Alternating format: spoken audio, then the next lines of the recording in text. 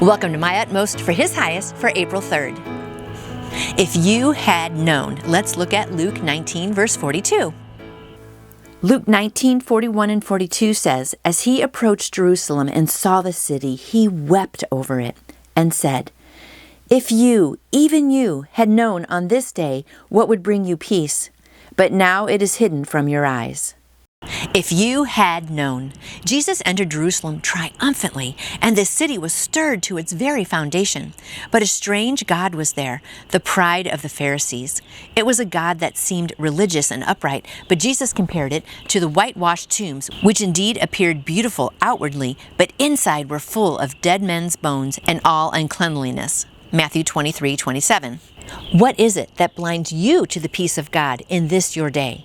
Do you have a strange God? Not a disgusting monster, perhaps an unholy nature that controls your life? More than once, God has brought me face to face with a strange God in my life, and I knew that I should have given it up, but I didn't do it.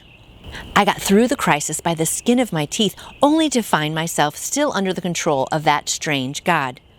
I am blind to the very things that make for my own peace.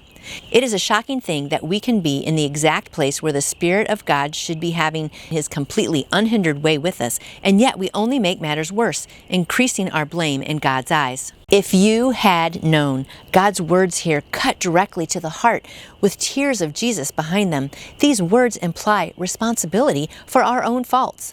God holds us accountable for what we refuse to see or are unable to see because of our sin. And that's the problem a lot, right? Our sin.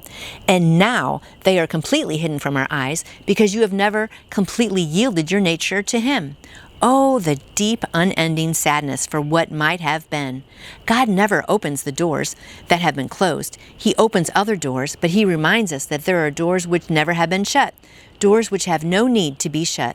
Never be afraid when God brings back your past. Let your memory have its way with you. It is a minister of God bringing its rebuke and sorrow to you. God will turn what might have been into a wonderful lesson of growth for the future.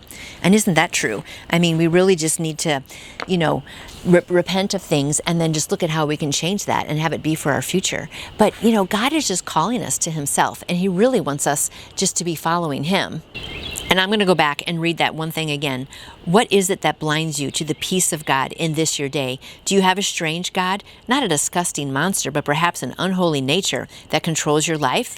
And that's the thing. So often we think, I'm not drinking and I'm not smoking and I'm not doing a lot of other bad, big things, but it's the small things that are controlling our life. And the sin that's in our heart just controls us and it takes us away from God. It just ruins our life, really, little by little. And so I hope today that you can just look at the things in your life. If there's something you need to repent of that.